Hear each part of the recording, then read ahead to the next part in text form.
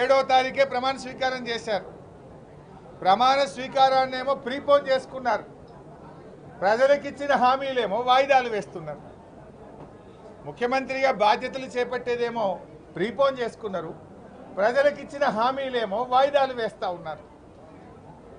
మరి మీరు ప్రమాణ స్వీకారం 2 రోజులు ముంగర చేయడం మీద ఉన్న ఆతృత, ప్రేమ ప్రజలకిచ్చిన హామీల మీద కూడా ఉండాలి కదా. మీరు చెప్పారు కదా, డిసెంబర్ 9వ తేదీ నాడే 2 లక్షల రుణమాఫీ చేస్తామని చెప్పారు. రాగానే వడ్లకు బోనస్ ఇస్తామన్నారు. డిసెంబర్లోనే 4000 పెన్షన్ ఇస్తామన్నారు. ఇచ్చిన మాట ఎందుకు నిలబెట్టుకోలేకపోయారు? ఆ విషయాన్ని గవర్నర్ గారి ప్రసంగంలో ఎందుకు ప్రస్తావించలేకపోయారని చెప్పి నేను ఈరోజు అడుగుతా ఉన్నాను. అంటే ఇప్పటికే మీ 100 రోజుల్లో 60 రోజులు పూర్తయిపోయింది. ఇక మిగిలింది 40 రోజులు. మరి మీరు ప్రమాణ స్వీకారం 2 రోజులు ముంగటికి వాయిదా వేసుకున్నప్పుడు ప్రజలకిచ్చే హామీలను కూడా తొందరగా చేయండి. ఇప్పుడు ఇంకో 10 రోజులు 15 రోజులు అయితే ఎలక్షన్ కోడ్ వస్తుంది, పార్లమెంట్ ఎన్నికలు. మరి ఎట్లా అమలవుతుంది? 10-15 రోజుల్లో ఎలక్షన్ కోడ్ వస్తే మరి 100 రోజులు మీ మార్చి 17వ తేదీకి ముగుస్తాయి. ఇవాళకి 61 రోజులైంది మీ ప్రభుత్వం వచ్చి. ఇంకా మిగిలినవి 39 రోజులు. ఇంకో 10 రోజులు పోతే ఎలక్షన్ కోడ్ వస్తుంది. మరి ఆ తర్వాత ఎన్నికల హామీలు ఎలా అమలు జరగాలంటే నిజంగా మీరు ప్రజలకు ఇచ్చిన మాట చిత్తశుద్ధి ఉంటే ఇలా గవర్నర్ గారి ప్రసంగంలో అవన్నీ ఉండాలి కదా. మేము 2 లక్షల రుణమాఫీ గురించి ఇలా ఏ డేట్ నుంచి అమలు చేస్తారో చెప్పలేదు. మహిళల 2500 బోనస్ గురించి, మహిళలకు ఇచ్చే 2500 చెప్పలేదు. వడ్లకు బోనస్ గురించి చెప్పలేదు. 4000 ఆసరా పెన్షన్ గురించి చెప్పలేదు. అంటే అవన్నీ మీరు ఎగబెట్టదలుచుకున్నారా? దాని గురించి ఎందుకు ప్రస్తావన లేదు? ఇవాళకి ఆల్రెడీ 61 రోజులు అయినాయి. గవర్నర్ గారి ప్రసంగం అంటే ఒక సంవత్సర కాలానికి విజన్ డాక్యుమెంట్. వచ్చే ఏడాదిలోగా మీరు ఏం చేస్తారనేది ప్రతిబింబించే విధంగా గవర్నర్ గారి ప్రసంగం ఉంటుంది. అంటే వచ్చే ఏడాదిలో ఈ కార్యక్రమాలు అమలు చేయ 2 విషయాలు మీరు ప్రస్తావించారు. ఒకటి 500 గ్యాస్ సిలిండర్ ఇస్తామని, రెండవది కరెంటు, ఉచిత కరెంటు 200 యూనిట్లు ఇస్తామన్నారు.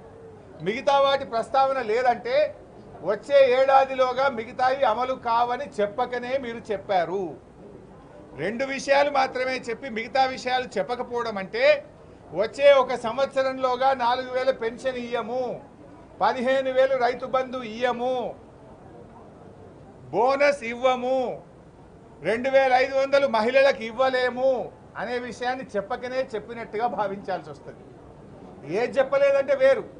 2 అంశాలు మాత్రమే చెప్పారు, మిగతా అంశాల ప్రస్తావన లేదు. అంటే వచ్చే ఒక సంవత్సర కాలములో మిగతా అంశాలు అమలు కావు, మేము 100 రోజుల్లో అమలు చేయలేమని చేతులెత్తినట్టుగా భావించాల్సి వస్తా ఉంది.